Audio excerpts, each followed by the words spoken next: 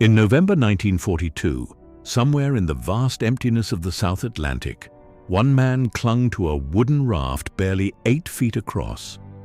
He could not have known it then, but he would still be there alone 133 days later, longer than any human being before him or since. He had no engine, no sail, no radio, almost no food, and soon no water. Ships would pass him by, sharks would circle him, storms would try again and again to tear him from the boards.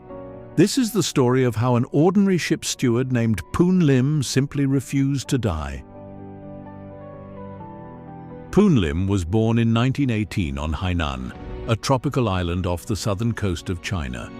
The sea was the world he knew, and as a young man he went to work where the work was, aboard the great British merchant ships that carried the cargo of an empire.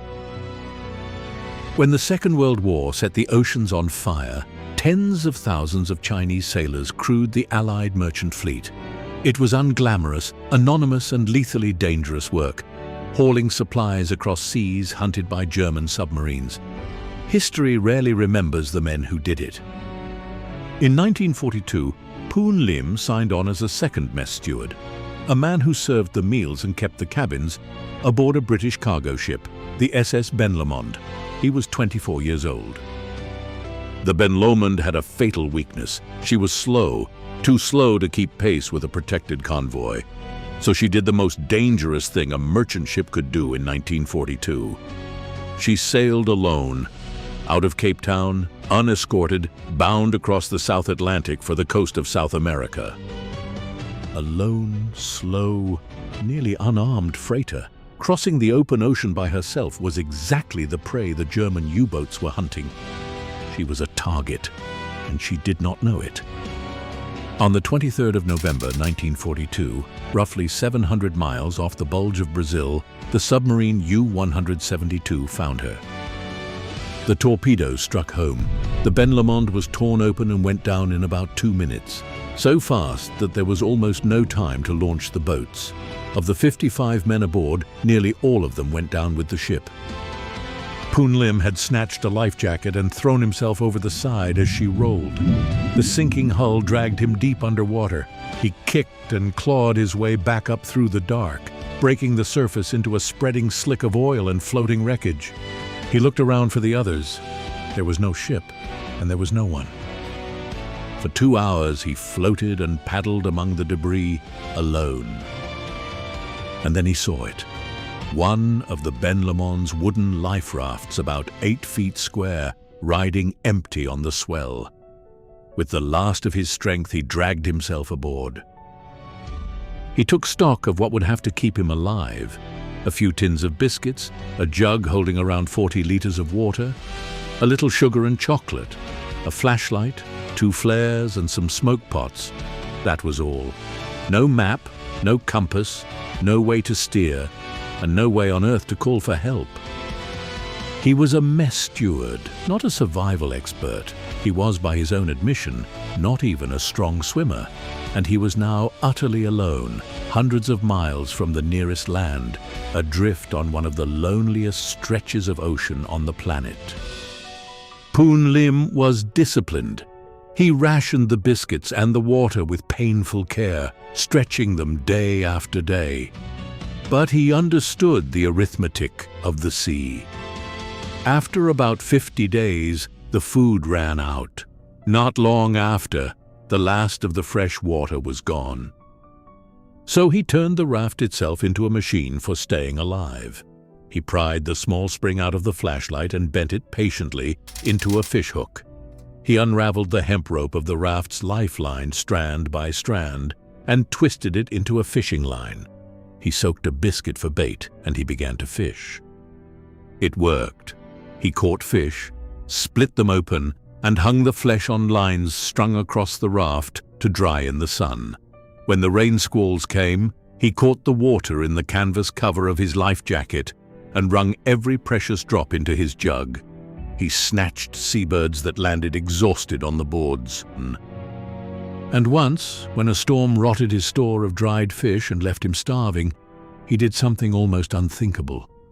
He fashioned a heavier line, hooked a shark, and fought it hand over hand onto the raft. He killed it with his water jug and, with nothing else to drink, he cut it open and drank its blood. The days bled into weeks, and the weeks into months. The tropical sun blistered him by day. The cold and the storms tormented him at night. More than once the sea reared up and very nearly washed him off the raft for good, and he took to lashing himself to the boards with rope so the ocean could not take him in his sleep. He kept his mind alive as carefully as his body. He counted the passing days by tying knots in a cord. He talked to himself. He watched the horizon, and the horizon again and again broke his heart. A cargo ship once steamed close enough that he could make out the figures of people on her deck. He waved and shouted and signaled. By Poon Lim's own account, the ship did not stop. It simply sailed on and left him there. Another time, an aircraft spotted him and dropped a marker, but a squall blew in before any rescue could come, and the sea swallowed the marker and the hope along with it. Even a surfaced submarine looked him over once and left him to the ocean. Every time help appeared, it turned and went away. But all the while, unseen, the currents were carrying him. Slowly, steadily, week after week, the raft was drifting west, toward the coast of South America. By the spring of 1943, the water around him began to change. It grew browner and calmer, the color of a vast river pouring into the sea. He was nearing the coast of Brazil. On the 5th of April, 1943, a small family of Brazilian fishermen spotted a battered little raft, and on it, a single gaunt human figure, still alive. After 133 days alone on the open Atlantic, Poon Lim had been found. He had lost only about 20 pounds. He could still walk. He had endured by himself longer than any castaway in recorded history. The fishermen carried him ashore, and within days he was safe in a hospital in Brazil. When the story reached Britain, it astonished the nation. King George VI awarded Poon Lim the British Empire Medal, and the Royal Navy did something telling. They studied exactly how he had survived, and they wrote his methods into their official survival manuals, so that other shipwrecked sailors might one day live because of what one mess steward had figured out alone on a raft. Poon Lim himself stayed humble about it. He tried to enlist in the United States Navy after the war, but was turned away on a technicality. In time, he settled in America, became a citizen, and lived a long and quiet life far from the sea that had nearly killed him. His record stands to this day, 133 days adrift, alone. The most days any person has ever survived on a life raft at sea. It has never been broken. And Poon Lim hoped with all his heart that it never would be.